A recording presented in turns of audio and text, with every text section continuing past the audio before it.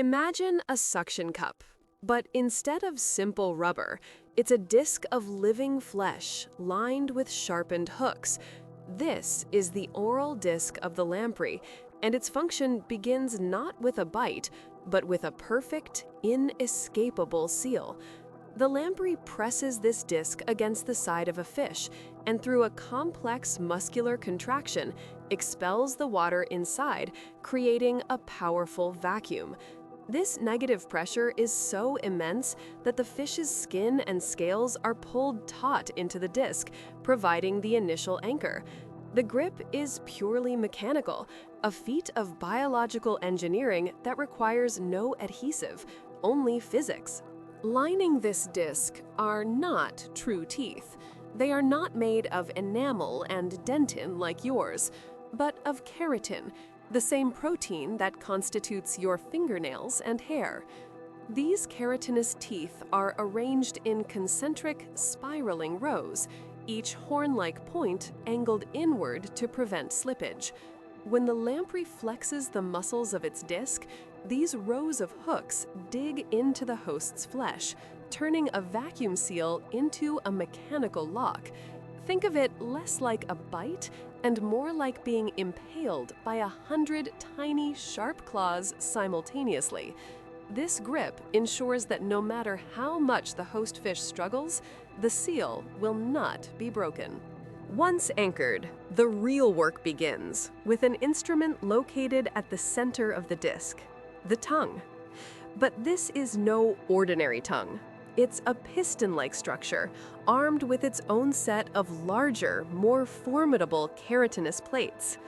This rasping tongue is driven by a powerful protractor muscle that contracts and launches it forward, scraping and tearing at the flesh trapped within the disc. It's a motion of abrasion, systematically wearing away layers of skin, scales, and muscle. The sound, were you able to hear it, would be the grinding of a biological drill bit boring into living tissue. Removing flesh creates bleeding, and bleeding leads to clotting, which would seal the wound and end the meal. The lamprey solution is chemical. Its salivary glands produce a sophisticated cocktail of biochemicals that flow into the wound. The primary component is a powerful anticoagulant, a substance named lamfredin. It doesn't just thin the blood, it actively dismantles the host's clotting cascade. It targets and inhibits the very enzymes, like thrombin, that are responsible for creating a fibrin mesh to stop bleeding. The wound is thus kept open and flowing, a perpetual fountain of nourishment. Other enzymes in the saliva begin to digest tissue externally, liquefying the flesh for easier consumption. A lamprey doesn't always kill its host. In many cases, it will feed for a period and then simply detach, leaving the fish to its fate. What remains is a distinctive, deep, circular wound. If the fish survives the blood loss and subsequent infection, this wound will heal into a permanent scar. You can find fish in lakes and oceans bearing these telltale marks, sometimes multiple ones, evidence of past encounters. These scars are more than just battle wounds. They are data points for ecologists, telling stories about lamprey populations, migration patterns, and the resilience of their prey. A fish with a lamprey scar is a survivor of a vampire's attack. The lamprey's potent saliva, designed for predation, holds incredible potential for human medicine. Our own blood clots to stop bleeding, but sometimes it clots when it shouldn't, causing strokes or heart attacks. Scientists are studying the specific proteins in lamprey saliva because they are among the most effective anticoagulants known in nature. By understanding the precise way lamfredin deactivates the clotting mechanism, researchers can design more effective drugs to treat thrombosis. It's a strange thought. A chemical perfected to drain life from a fish might one day be used to save the life of a human. To understand the lamprey is to look back into deep time.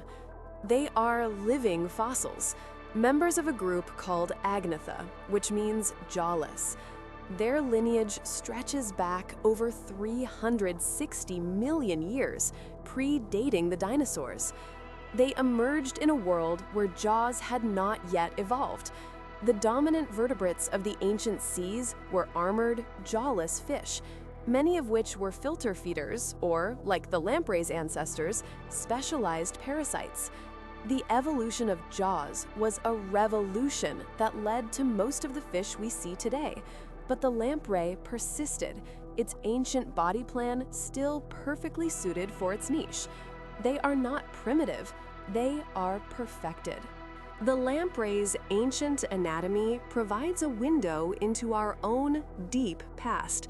As a vertebrate, it shares our basic body plan, but in a much simpler form. Instead of a complex, bony vertebral column, it has a more fundamental structure called a notochord, a flexible rod that our own embryos possess before it is replaced by a backbone. Neuroscientists study the lamprey's spinal cord because of its remarkable ability to regenerate. If its spinal cord is severed, it can often heal and regain full swimming function, a feat impossible for humans. By understanding this process in the lamprey, we might one day unlock the secrets to repairing spinal cord injuries in ourselves. This primitive creature could hold the key to a very modern medical miracle. Monotony has grown fast. Nearly 2,700 people have watched in the last few weeks, yet less than 0.03% are subscribed. It would mean a lot if you joined by hitting subscribe. And again, thanks for watching.